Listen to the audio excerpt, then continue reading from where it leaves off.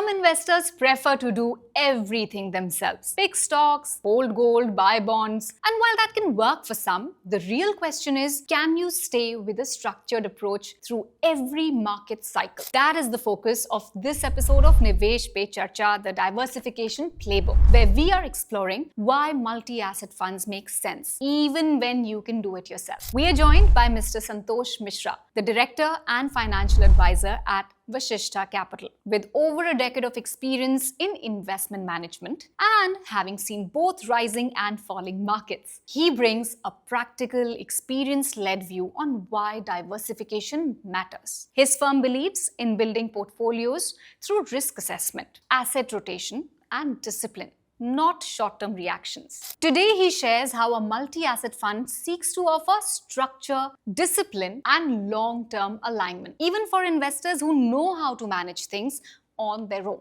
Let's begin. Mr. Mishra, thank you so much for joining us today.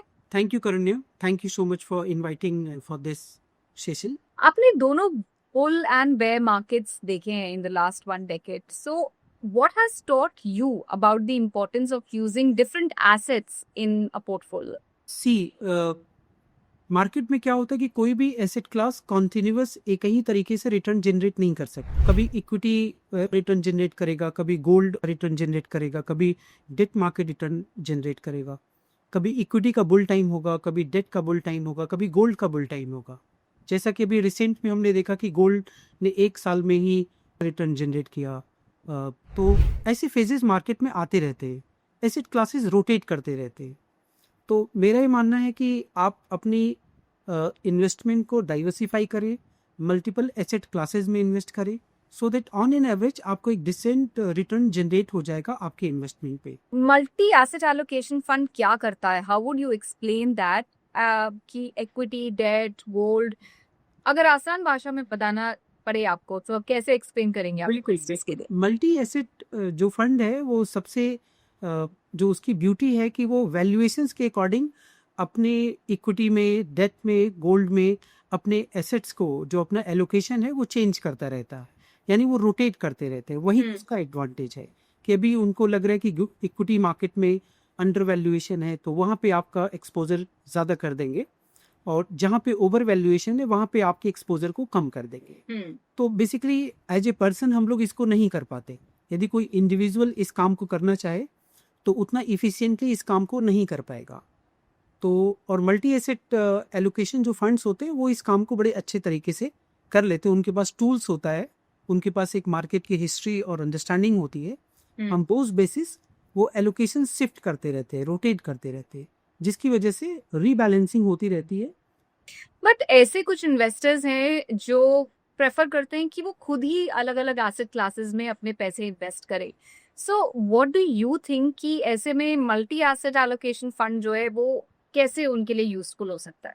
वो try तो करते हैं लेकिन इफेक्टिवली वो कर नहीं पाएंगे. रीजन बीइंग कि जो इन्वेस्टर्स, इंडिविजुअल इन्वेस्टर्स है, उसके पास उतने टूल्स अवेलेबल नहीं है. जो यदि आपके पास टूल्स अवेलेबल नहीं है, रीबैलेंसिंग के जब तक आपको रीबैलेंसिंग के टूल्स अवेलेबल नहीं होंगे, ऑटोमेटेड टूल अवेलेबल नहीं होंगे, इस प्रोसेस को आप इफेक्टिवली एग्जीक्यूट नहीं कर पाएंगे. तो एक इंडिविजुअल वर्सेस जो फंड मैनेजर्स हैं, वो फंड्स बेहतर पोजीशन में होते हैं इस प्रोसेस को एग्जीक्यूट करने में. वही उसका एडवांटेज.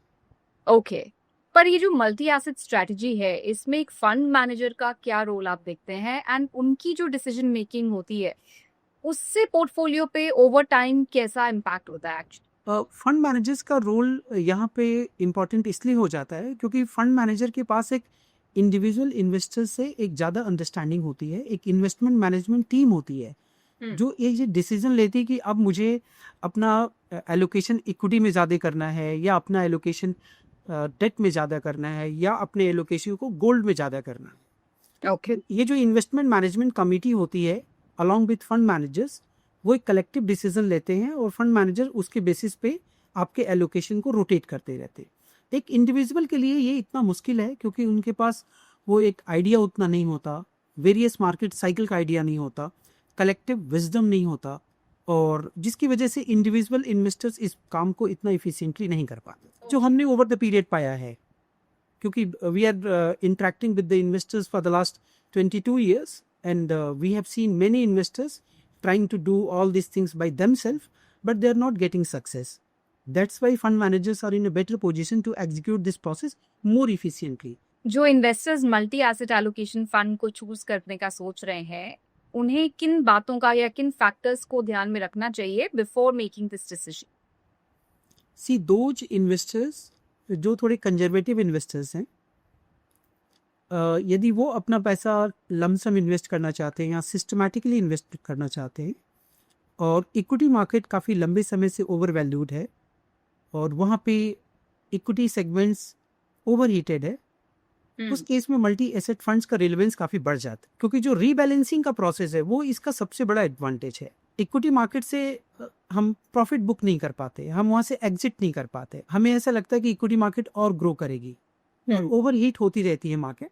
तो लेकिन फंड मैनेजर जो होते हैं कि उसी पीरियड में आपके पैसे को रीबैलेंस कर देते। तो इक्विटी मार्केट जब भी ओवर वैल्यूएशन जोन में हो, उस वक्त हमारी मल्टी एसेट फंड्स बेहतर पोजीशन में काम कर सकते। Alright, thank you so much mister Mishra, आपके ऑब्जर्वेशंस, आपके थॉट्स और लर्निंग्स हमारे साथ शेयर करने के लिए।